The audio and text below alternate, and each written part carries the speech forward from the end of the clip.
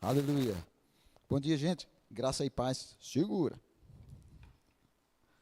Me acostumar com esse púlpito aqui. Deixa eu só colocar o meu relógio aqui. Se aquele ali falhar, eu tenho outro aqui comigo. Então, graça e paz a todos. Você se alegra em estar aqui essa manhã? O salmista diz: alegrei-me quando me disseram, vamos à casa do Senhor. Então, é motivo de alegria nós estarmos juntos para aprendermos da parte do Senhor de tudo aquilo que Ele tem proposto para nos ensinar. Amém? Você acredita que a unção de ensino está nesse lugar? Amém?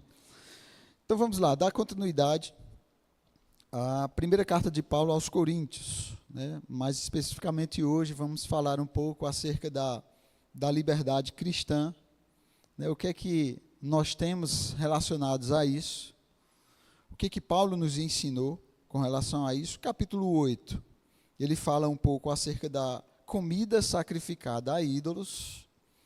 Capítulo 9, Paulo faz uma defesa do seu ministério, né, de tudo aquilo que ele vinha vivenciando entre os coríntios. E no capítulo 10, ele vai falar um pouco acerca da participação dos cristãos nesse contexto, né, dos sacrifícios aos ídolos. A gente precisa entender o contexto, obviamente. Se você não viu os outros episódios da série, esse é o 4º episódio, então você pode ir lá no nosso canal do YouTube, tem uma playlist lá chamada Primeira Carta de Paulo aos Coríntios, né, e vão estar nós vamos deixar lá nessa playlist, né, todos esses episódios, para sempre que você precisar, você voltar lá, recorrer, né, a cada um desses episódios, estudar novamente. Sempre é bom a gente manter vivo isso na nossa mente.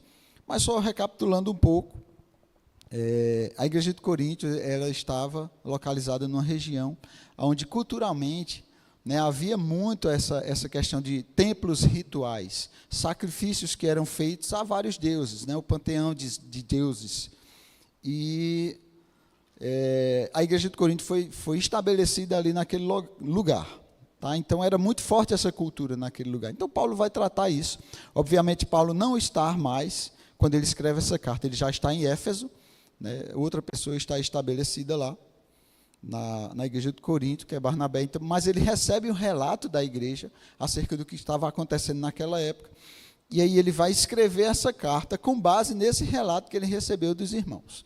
Ok? Então, só para que a gente contextualize aí essa questão. Então, obviamente, eles estavam dentro dessa cultura, onde havia muitos templos rituais, muitos sacrifícios que eram oferecidos a deuses, né, de um modo geral.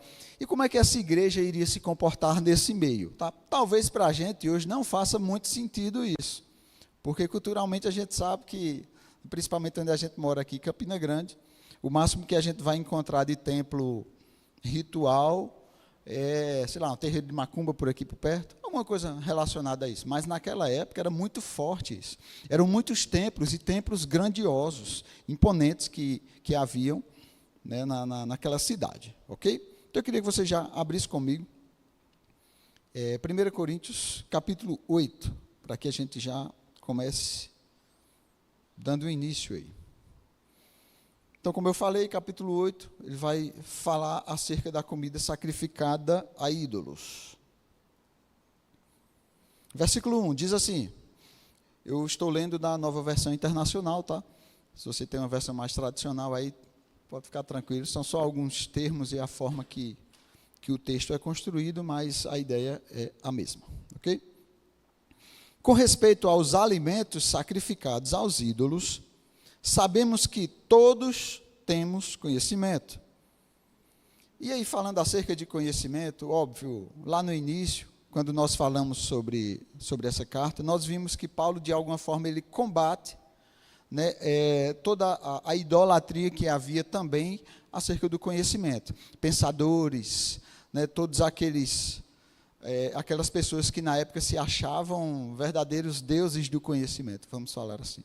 Então, Paulo também combatia isso nessa carta. No início da carta, ele combate bem mais. Ele vai trazer um certo contraponto aqui acerca do conhecimento. E ele diz assim, o conhecimento traz orgulho. Só o conhecimento ele envaidece. O conhecimento em si, a busca desse conhecimento, ou a produção desse conhecimento. Ele está falando de forma contextual, tá? Na época dos filósofos que haviam à época. Ele diz assim, mas o amor edifica. Então ele começa a trazer um equilíbrio acerca do conhecimento e acerca do amor. E a gente vai entender por que ele inicia a carta desse jeito, à medida que a gente for avançando aí. 2, quem pensa conhecer alguma coisa, ainda não conhece como deveria, ou ainda não aprendeu como convém saber. Nós sabemos que o conhecimento divino ele não é produzido pelo homem. Conhecimento divino vem por inspiração.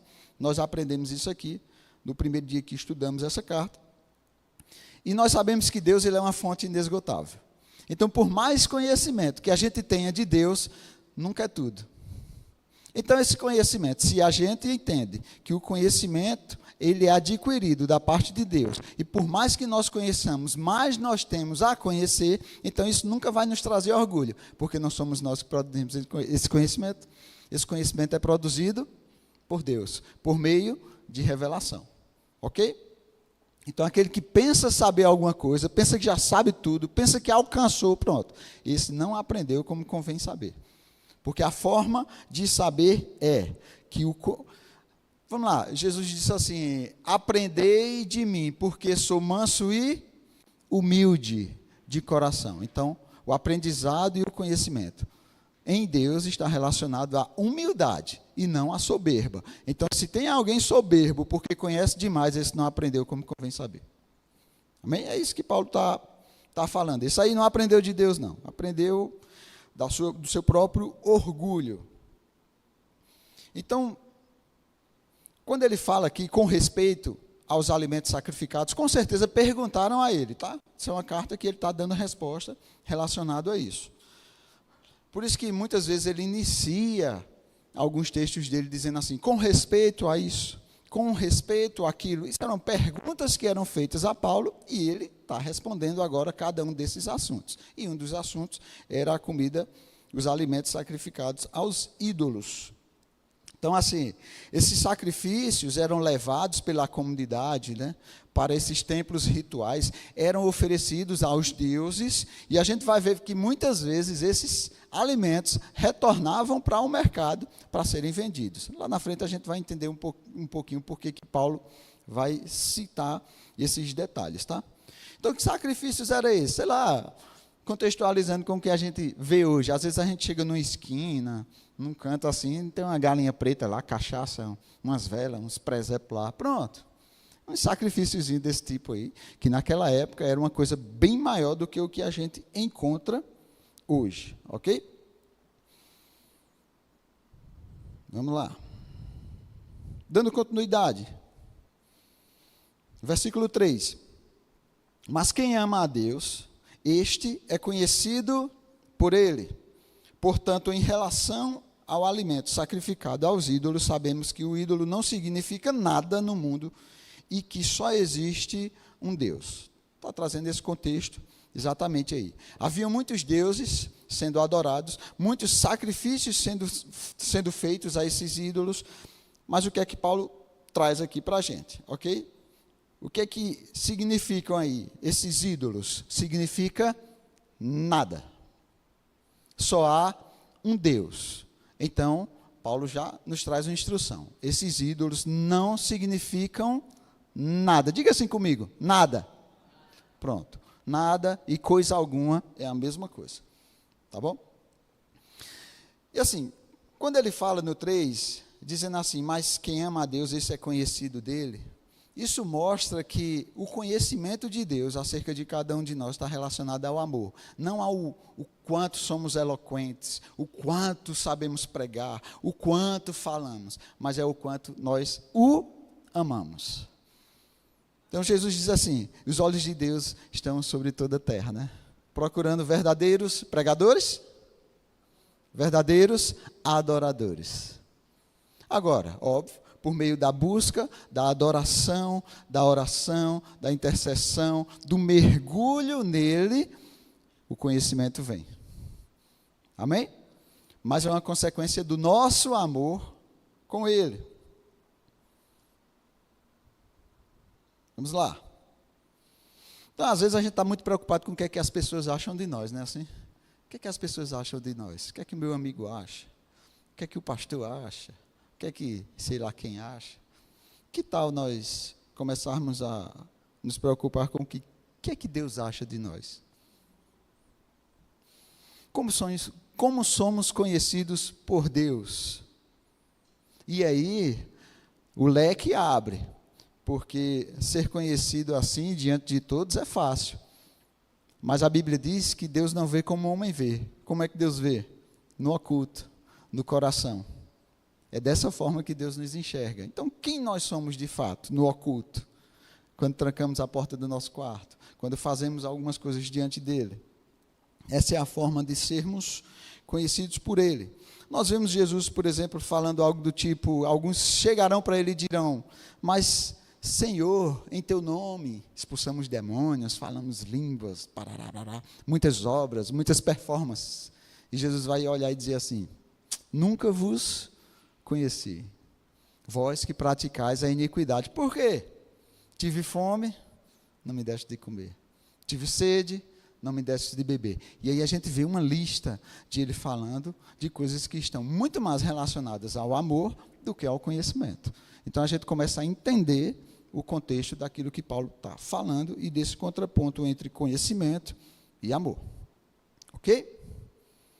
Então, nós vimos aqui nesse versículo que o ídolo foi reduzido a nada por causa do verdadeiro sacrifício, que é Cristo Jesus. Pronto. E esse é o verdadeiro sacrifício. Tudo aquilo que foi feito até então, por meio dos judeus, era uma sombra daquilo que estava revelando do que ia acontecer por meio de Cristo.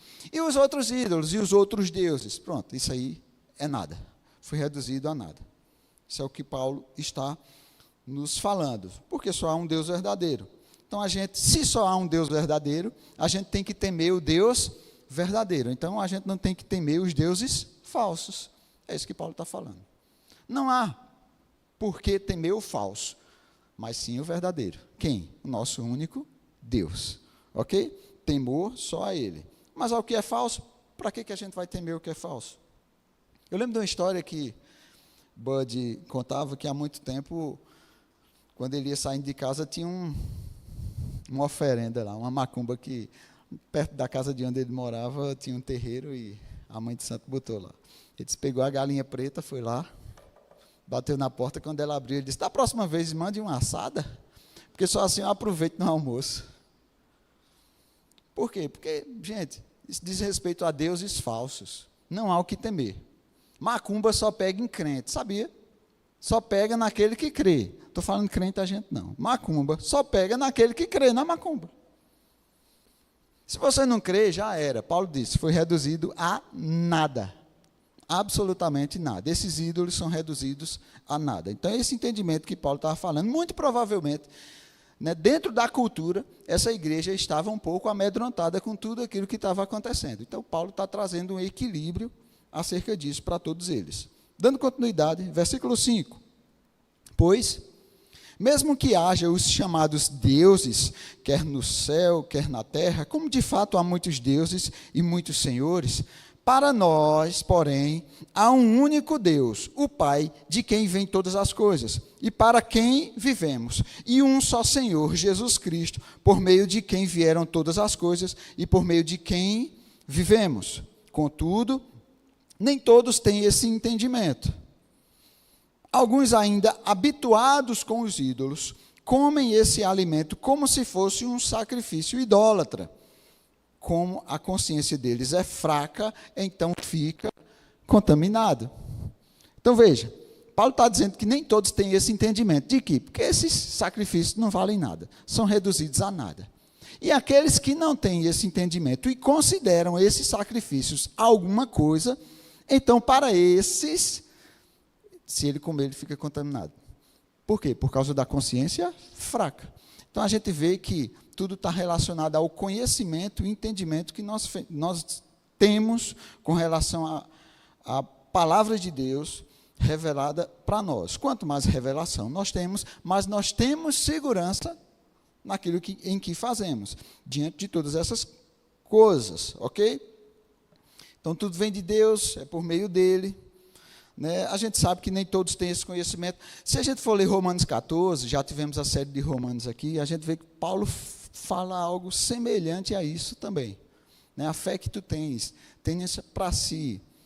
Se você vai comer alguma carne, vai comer alguma coisa, e aquilo vai escandalizar seu irmão, não coma. Então é simples. Então você, mesmo tendo entendimento, por causa dos outros que não têm o mesmo entendimento que você tem, você não faz, para não servir de pedra de tropeço para eles.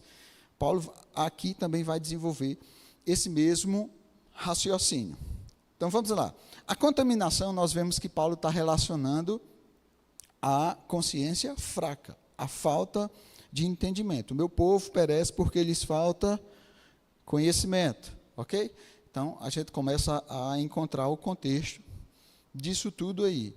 Lá em Romanos 14 diz que tudo que não provém de fé é pecado, tá? Então, tudo diz respeito à fé. O justo viverá pela fé. Então, é nisso que nós precisamos estar fundamentados.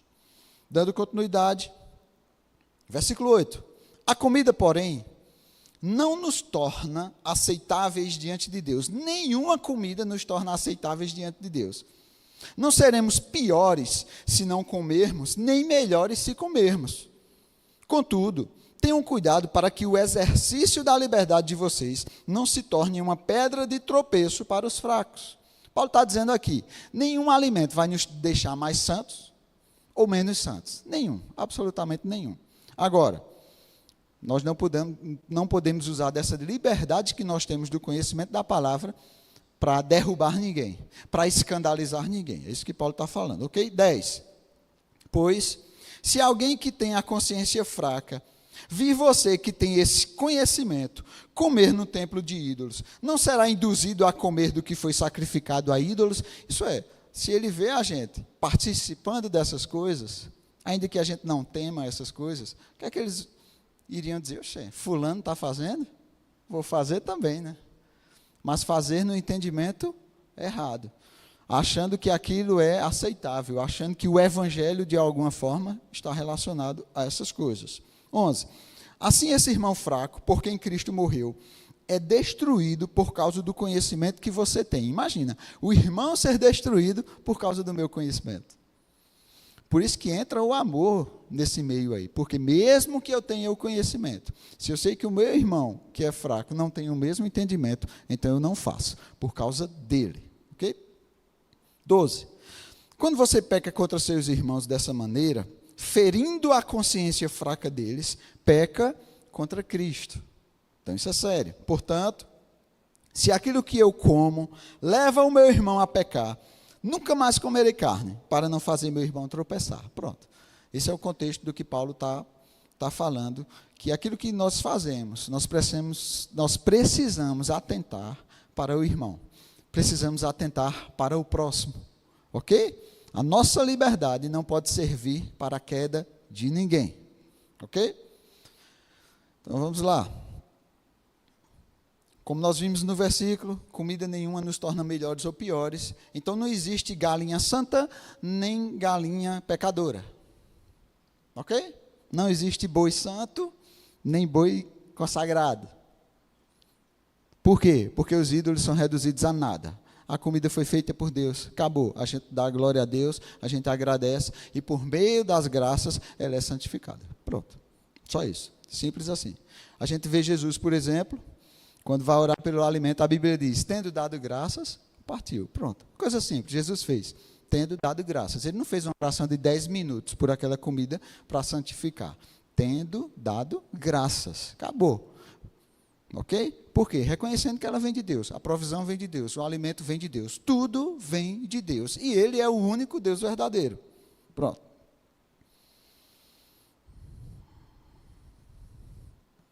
Então, a gente não pode servir de pedra de tropeço para ninguém. O próprio Jesus disse assim, melhor lhe fora pendurar uma pedra de moinho no pescoço e se lançar ao mar, ao que fazer com que um dos meus pequeninos caia. Então, isso é muito sério, né? A gente ser, nossa liberdade servir de motivo de escândalo para outras pessoas, para a queda de outras pessoas. Então, a gente precisa ter muito cuidado com o nosso irmão. Nós não vivemos mais para nós, nós vivemos pelo outro. Na antiga aliança, nós tínhamos que fazer para merecer, fazer para merecer. Se fizeres isso, terás isso. Se fizeres isso, terás isso. Na nova aliança, Jesus fez para que nós pudéssemos agora atentar para o próximo. Então, na nova aliança, nós já somos abençoados por causa do sacrifício de Cristo, mas não vivemos mais para nós mesmos. Vivemos pelo outro. Nova aliança é uns aos outros, não por si, é uns aos outros, ok? Essa é a distinção entre essas duas alianças aí. Capítulo 9, já acabou o capítulo 1, que maravilha. Ou melhor, o capítulo 8. Rapidinho, gente. Coisa boa. Vamos para o 9 agora. No 9, ainda dentro do contexto cultural, ok? Paulo vai fazer uma defesa do seu ministério e da forma que ele estava sendo tratado pelos irmãos ali. E isso responde a algumas questões de má interpretação que algumas pessoas fazem das Escrituras, pegando textos isolados que Paulo falou e querendo justificar que essa coisa de dízimo e de oferta não é para os últimos dias, tá? Isso é só uma forma de passar vergonha em público, interpretando mal as Escrituras. Então, capítulo 9, versículo 1. Então, Paulo, como fundador da igreja de Corinto, vai fazer essa defesa, tá? Paulo não está fazendo uma defesa de si fora de contexto, não. Paulo está fazendo uma defesa do seu apostolado para uma igreja que ele fundou e ele tem autoridade sobre essa igreja, ok? Isso aí não é, ele está falando para igrejas que outros criaram, não. Ele está falando para a igreja dele, está falando para o povo dele, aqueles que ele gerou pela palavra, ok? Vamos lá. Versículo 1. Paulo diz, não sou livre? São perguntas retóricas, óbvio. Não sou apóstolo? Não vi Jesus, nosso Senhor? Isso é uma das credenciais dos apóstolos fundacionais. Não são vocês resultado do meu trabalho no Senhor? 2.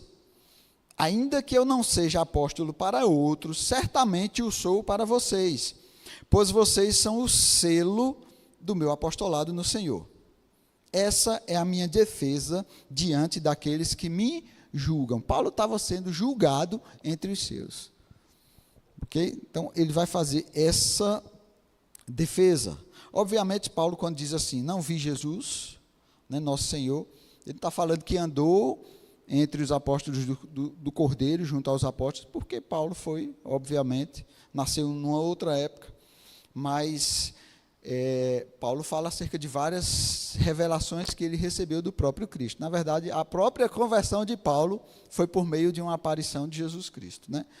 Então, não só a conversão, mas muitas outras doutrinas neotestamentárias vieram por meio de revelação em que o próprio Jesus apareceu para ele e falou para ele, Paulo, senta agora, vou te falar acerca da ceia.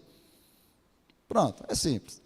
A gente vai ter na próxima oportunidade, 1 Coríntios 11, Paulo diz, assim como eu recebi do Senhor, o que também vos entreguei na noite em que foi traído. Então, Paulo não estava lá na noite em que Jesus foi traído.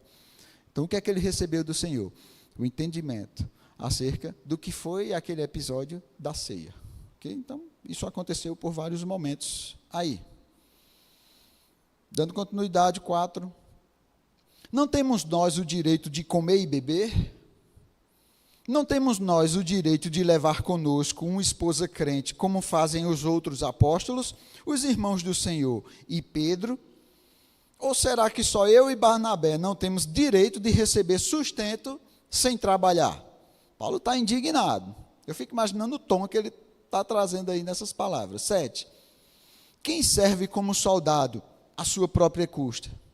Quem planta uma vinha e não come do seu fruto? Quem apacenta um rebanho e não bebe do seu leite?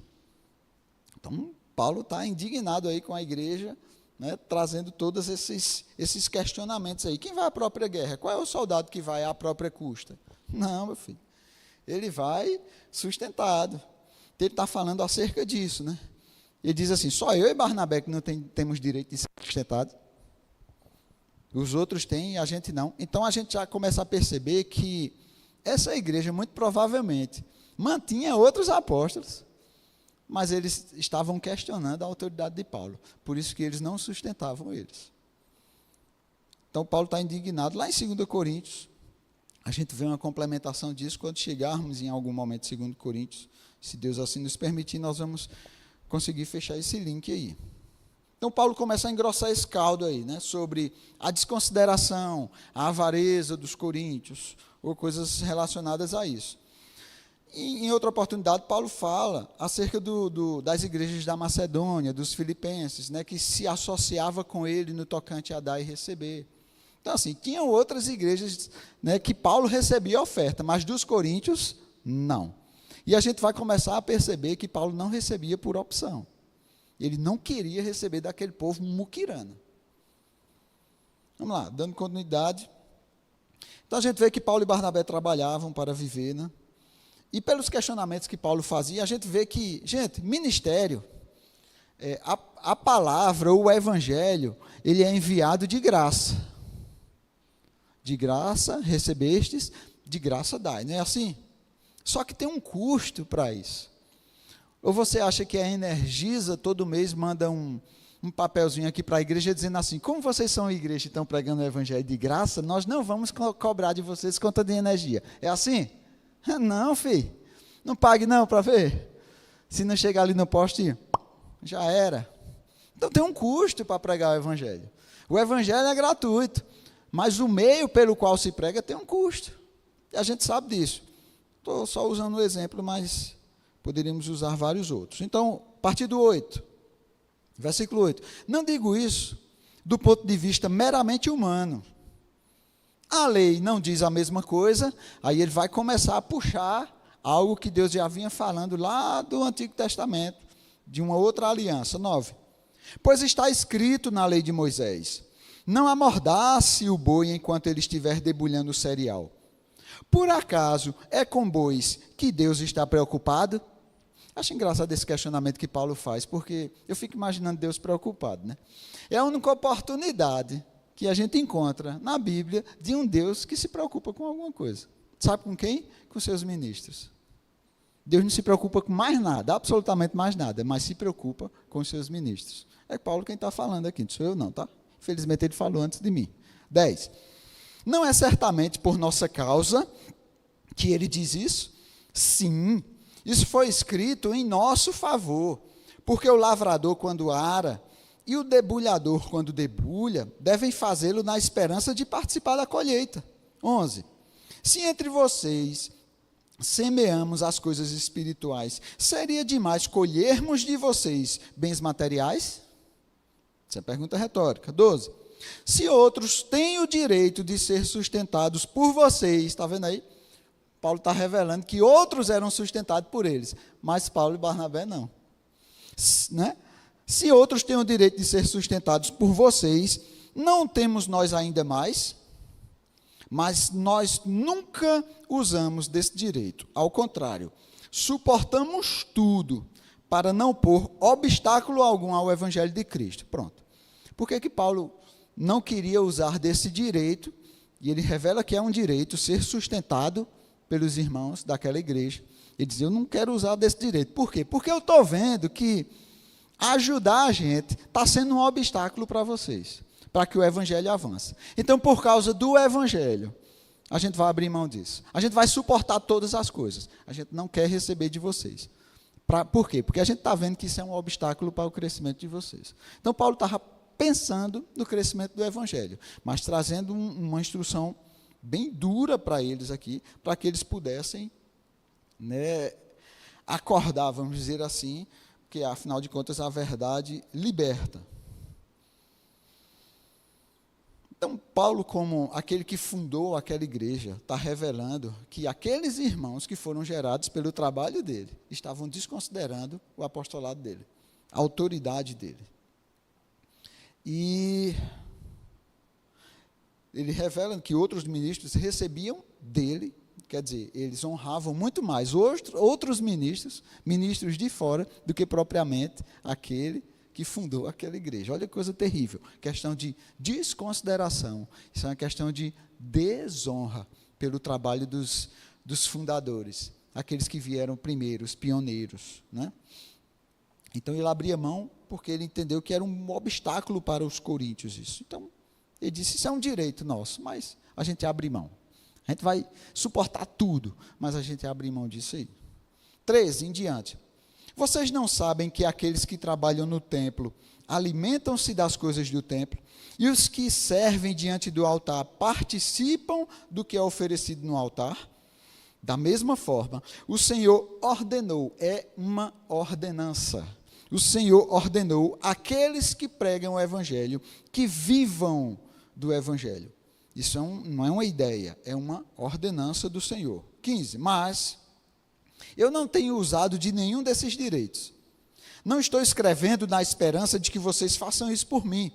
Eu prefiro morrer e permitir que alguém me prive deste meu orgulho. Contudo, quando prego o Evangelho, não posso me orgulhar, pois me é imposta essa necessidade de pregar, ou esta obrigação, dependendo da versão que você estiver lendo. E ele diz, ai de mim, se não pregar o Evangelho. Porque se prego de livre vontade, tenho recompensa. Contudo, como prego por obrigação, estou simplesmente cumprindo uma incumbência, que a mim me foi confiada. Ok? Então, é muito duro isso que Paulo fala para eles. Meu amigo, eu prefiro morrer do que achar que eu estou com essas palavras aqui, tentando persuadir vocês a me ajudarem. Pronto, resumindo, é isso que ele está dizendo. E aí Paulo, obviamente, faz outra citação acerca do sustento ministerial. Jesus trouxe isso aí. É uma ordenança do Senhor, viver do Evangelho é bíblico, sustentar os ministros que pregam o Evangelho é bíblico, é uma ordenança do Senhor, não é ideias de homens, ok? Então, ministro prega de graça, é livre para pregar de graça? É. Ministro é livre, né? Ministro não cobra cachê, gente. Ele prega de graça. Agora, ele precisa ser sustentado nos custos que envolvem tudo isso, ok? Se você for fazer uma cruzada, você vai precisar montar um palco, possivelmente, vai ter som envolvido, tem várias questões ali envolvidas, tudo isso gera custo, tá? E não vai cair umas notinhas do céu assim, balançando, para que aquilo aconteça, não. Nem é a Souza Cruz quem vai financiar isso, nem são terreiros de macumba que vão financiar isso, não. Quem financia o Evangelho? Eu e você, por meio da nossa generosidade. Amém? Dando continuidade, 18. Qual é, pois, a minha recompensa? Apenas esta, que pregando o Evangelho, eu o apresente gratuitamente, não usando assim dos meus direitos ao pregá-lo. Porque, embora seja livre de todos, fiz-me escravo de todos para ganhar o maior número possível de pessoas. Ele se considerando um escravo, fazendo como que por obrigação, dentro do contexto do que ele já vinha falando. 20, tornei-me judeus, aquela frase bem interessante, né? Por causa do Evangelho, da forma que ele queria alcançar as pessoas, ele diz, tornei-me judeus para os judeus, a fim de ganhar os judeus. Para os que estão debaixo da lei, tornei-me como se estivesse sujeito à lei, embora eu mesmo não esteja debaixo da lei, a fim de ganhar os que estão debaixo da lei. Para os que estão sem lei, tornei-me como sem lei, embora não esteja livre da lei de Deus, e sim sobre a lei de Cristo, a fim de ganhar os que não têm a lei. Para com os fracos, tornei-me fraco. Para ganhar os fracos, tornei-me tudo para com todos, para de alguma forma salvar alguns. Então, Paulo, tudo aquilo que ele fazia, toda a adaptação daquilo que ele fazia, era sempre para ganhar pessoas, sempre para ganhar, sempre o avanço. Isso é uma característica do apostolado, né, do ministério do apóstolo, sempre avançando, fazendo todas as coisas para conquistar, né, pessoas, para que o evangelho avance. Vamos lá. 23. Faço tudo isso por causa do Evangelho, para ser co-participante dele. Vocês não sabem que, de todos os que correm no estádio, apenas um ganha o prêmio? Corram de tal forma que alcancem o prêmio. Então, como co-participante, ele começa a falar que tudo aquilo que ele fazia, toda a adaptação que ele fazia, era em prol de ganhar almas, até não receber dos coríntios. A oferta era em prol de que isso não servisse de obstáculo para eles. Sempre com essa mentalidade de alcançar pessoas, alcançar vidas, mesmo abrindo mão de direitos que ele tinha. Eita, homem desenrolado. Quero conhecer Paulo quando chegar lá em cima. Cadê Paulo? Top demais, viu? Então ele se adaptava ao público, né? Dependendo do público que ele queria alcançar, que ele queria ganhar, ele se adaptava a esse público aí, com o fim de ganhar cada um deles. 25. Todos os que competem nos jogos ou nos estádios se submetem a um treinamento rigoroso para obter uma coroa que logo perece. Mas nós o fazemos para ganhar uma coroa que dura para sempre. Então ele está falando que a nossa verdadeira recompensa, ela está nos céus, ok? Sendo assim, não corro como quem corre sem alvo, e não luto como quem esmurra o ar, mas eu esmurro o meu corpo, e faço dele meu escravo, para que depois de ter pregado aos outros, eu mesmo não venha a ser reprovado, ou desqualificado, como você quiser, da versão que você estiver lendo aí. É interessante que existe uma lista de qualificação ao ministério, e ela é grande, é gigante. Mas Paulo está dizendo que, se a gente não tiver cuidado, na forma que a gente lida, né, com o nosso corpo, ele mesmo estava falando, se eu não esmurro, se eu não reduzo a servidão, aquilo ali pode derrubar todas as qualificações que o levaram ao ministério. Todas aquelas, uma lista gigante de qualificações. E é possível que, se a gente não tiver cuidado, mesmo a gente tendo todas as qualificações e se qualificando ao ministério, estando nele, se não tivermos o devido cuidado, a gente pode se desqualificar. Isso é muito perigoso. Então, Paulo, não é que ele vivia se esburrando, não, tá, gente? Dando chibatada, como alguns aí acreditam. Quando ele fala em esmurrar e reduzir a servidão, ele está falando sobre controle de uma vontade própria que o corpo tem, né, obviamente.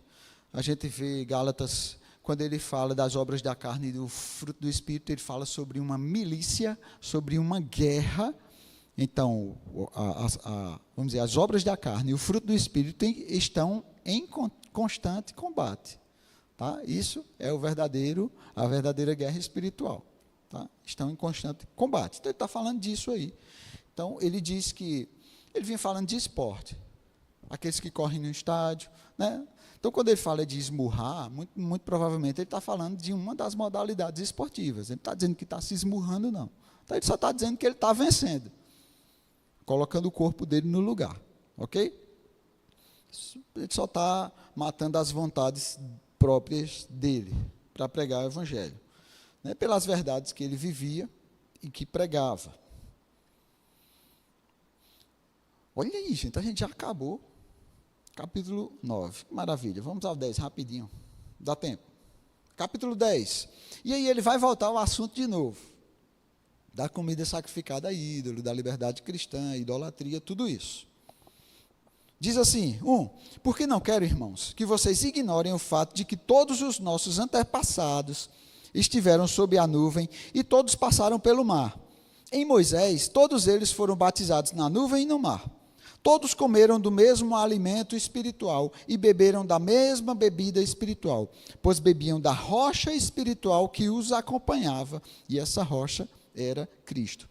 Então, Paulo aqui está falando, né, daquele maná que desceu do céu, que o povo, né, no Antigo Testamento, na época de Moisés, eles viveram milagres extraordinários, passaram, o mar vermelho se abriu, passaram lá nada, né, pediram comida que foi enviada direto dos céus para ele. Olha que maravilha, iFood celestial, enviado direto do céu. Mas quem é o verdadeiro pão vivo que desceu do céu? Jesus. Aquilo prefigurava, né? Qual é a verdadeira água? Qual é a rocha, né, que libera água para cada um de nós? Cristo. Ele mesmo já está respondendo que essa rocha aqui é Cristo. Então é um povo que viveu maravilhas, é um povo que esteve entre acontecimentos extraordinários, aquele povo ali que estava no deserto, né? Eles evidenciavam Deus em todas as coisas que aconteciam.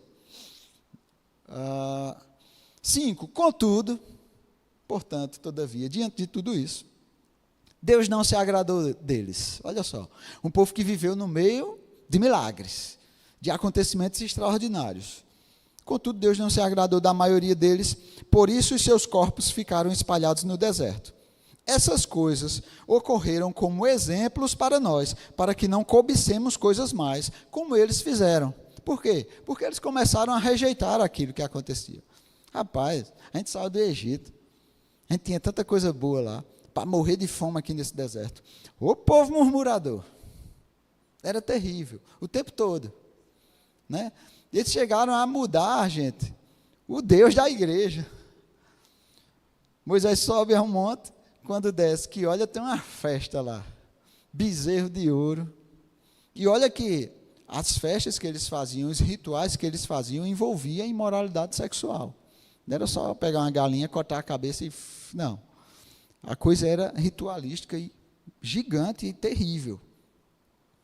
Então, assim, era um povo de coração duro. Por isso que o Senhor não se agradou deles. Tanto que eles não entraram, né, na terra prometida. 7. Não sejam idólatras, como alguns deles foram, conforme está escrito.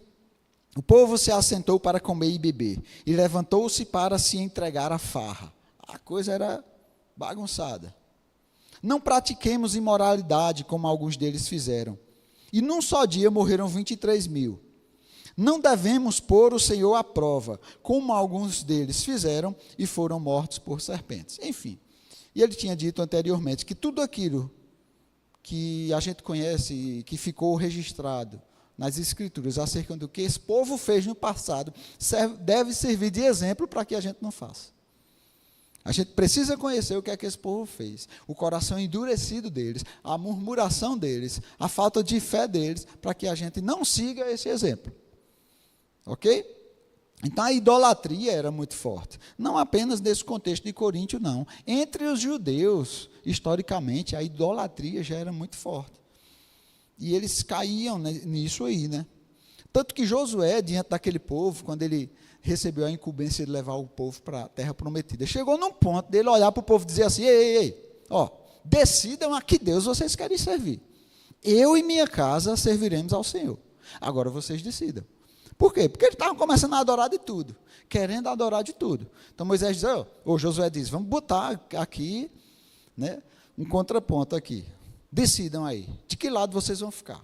Decidam logo, porque eu e minha casa vamos servir ao Senhor. Adoravam bezerro de ouro, colocavam Deus à prova, provocando. Colocar Deus à prova, gente, é provocar a ira de Deus. Fazer coisas de tal forma que a ira de Deus se manifeste.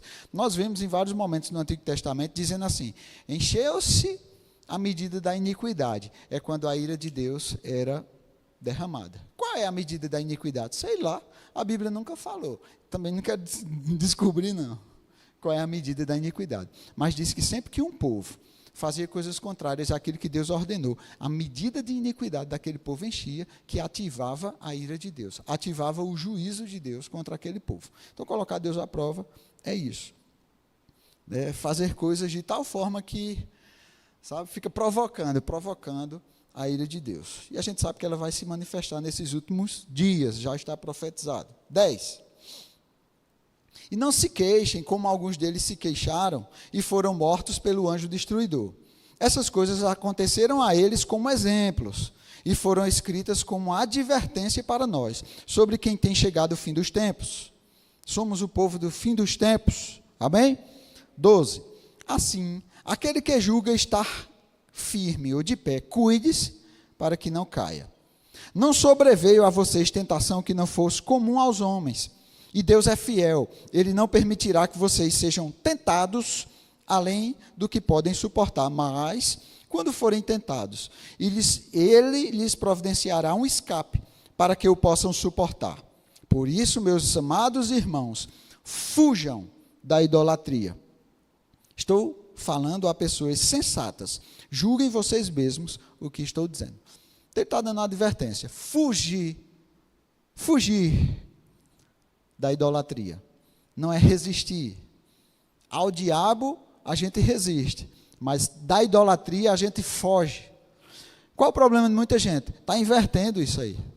está querendo fugir do diabo e está querendo resistir à idolatria. Vai dar errado essa? Vai dar errado. Porque da idolatria a gente tem que fugir. Na verdade, duas coisas. Instrução bíblica para que a gente fuja da idolatria, que pode ser a avareza, tá, gente? Um dos conceitos da conceituação da avareza é a idolatria.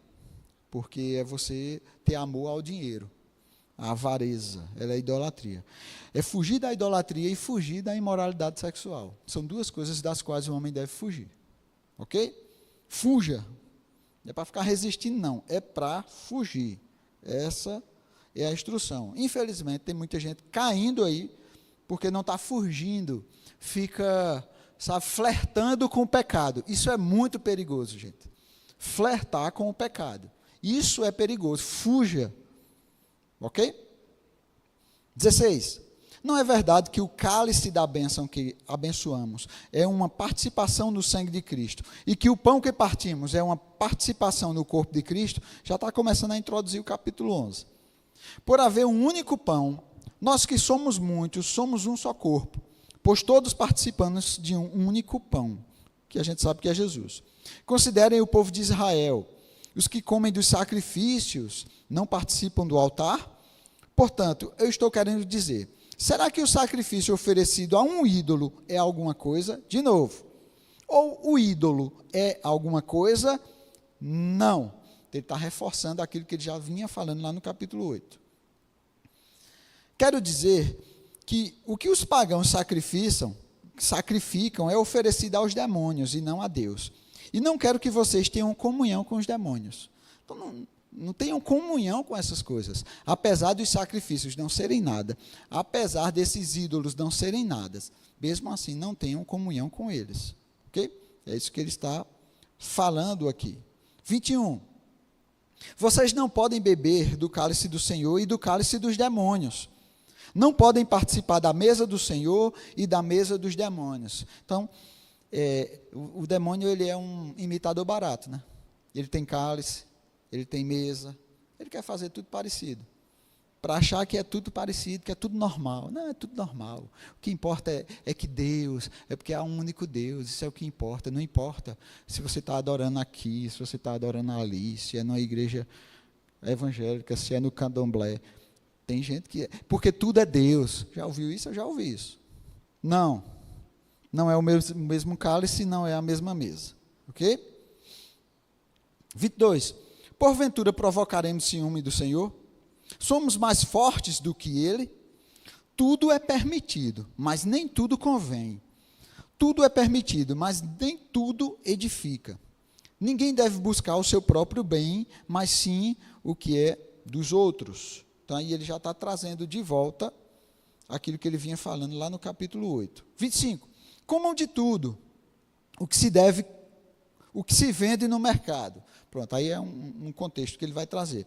Sem fazer perguntas por causa da consciência, pois do Senhor é a terra e tudo o que nele existe. Então, esses sacrifícios que eram oferecidos nos templos, eles voltavam para o mercado. Legumes, frutas, animais, tudo que eram oferecido aos demônios nos templos, rituais, eles, para não perder aquilo, o que é que faziam? Manda para o mercado para vender para o povo. Paulo está dizendo aqui, rapaz, como de tudo que se vende. Não precisa perguntar, qual a origem disso aqui? Isso veio daquele tempo pagão? Isso veio da fazenda de Zezinho? Isso veio de onde? Não. Ele diz assim, sem fazer pergunta, pode comer, por causa da consciência. Vocês já sabem que os sacrifícios são reduzidos a nada? Os ídolos são reduzidos a nada? Então, não precisa perguntar não, vá lá, compre e pronto. Diante da sua consciência, né, na sua consciência diante de Deus. A gente poderia perguntar, né, mas a Bíblia fala que Daniel não comeu das iguarias do rei, para não se contaminar, porque Daniel era judeu e na lei dos judeus havia uma ordenança que ele não participasse daquilo. Por isso que ele não vou participar, ok? Por causa de uma ordenança da lei dos judeus. Mas aqui ele está falando para gregos como uma instrução geral. E a lei dos judeus a gente sabe que não se aplica aos cristãos, ok? É outra aliança. 27. Se algum descrente, olha só que interessante, se algum descrente o convidar para uma refeição e você quiser ir, coma de tudo. o que lhe for apresentado, sem nada perguntar. Quando ele fala aqui algum descrente, vamos entender, naquela época não havia ateu. Registros de ateísmo foi bem depois, bem à frente, né? Registros históricos acerca de ateísmo. Então, assim, ou se cria no Deus verdadeiro, ou se cria em algum outro Deus. Então, quando ele fala aqui de descrente, ele está falando de pessoas que não acreditavam no Deus verdadeiro. Acreditavam em quê? Em outros deuses. Então, se um descrente convidasse você e você fosse para lá, é possível que ele estivesse oferecendo a você uma comida que ele oferecia a um ídolo lá que ele acreditava. Então, ele diz assim, se você for convidado, coma de tudo que for apresentado, sem nada perguntar, por causa da consciência. Você não tem a consciência de que isso é nada? Pronto. 28. Mas se alguém lhe disser, isto foi oferecido em sacrifício, não coma, tanto por causa da pessoa que o comentou, como da consciência. Isto é, da consciência do outro, e não da sua própria. Pois, por que minha liberdade deve ser julgada pela consciência dos outros? Se participo da refeição com ações de graças, por que sou condenado por algo pelo qual dou graças? São perguntas retóricas que Paulo está falando.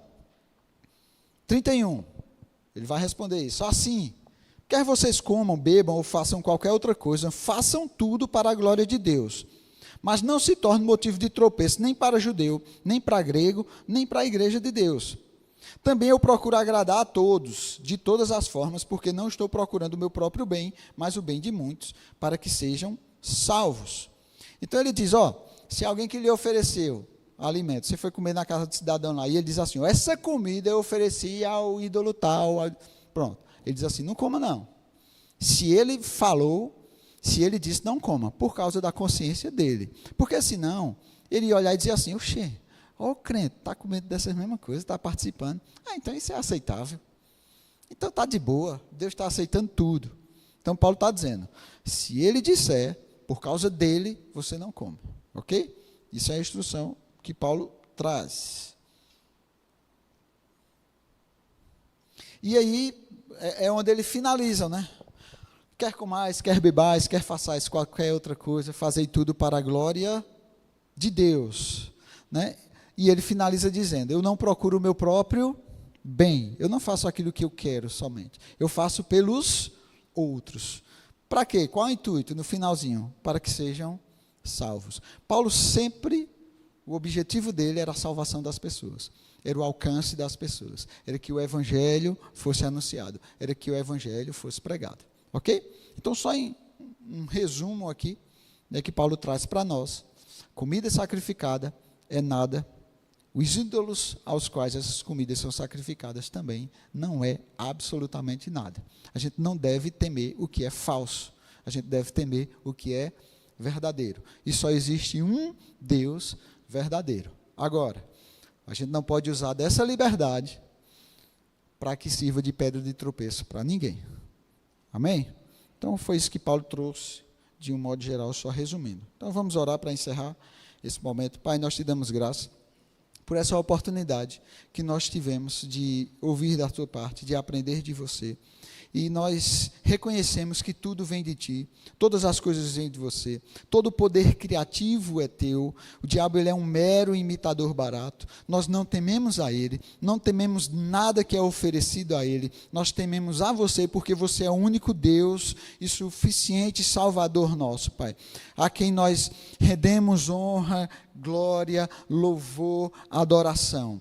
Nós queremos ter sempre isso em nossa mente, Pai, agradando a você, fazendo de forma que lhe agrada, sendo conhecido por você, onde o nosso amor seja manifestado e cada vez mais vidas sejam alcançadas pelo nosso bom procedimento, pela nossa fé, pela nossa forma de se conduzir nessa terra, como cartas vivas. Nós queremos nos conduzir, nós queremos proceder bem para que o teu evangelho avance cada vez mais, em nome de Jesus. Amém. Então, queria agradecer aí a atenção de todos.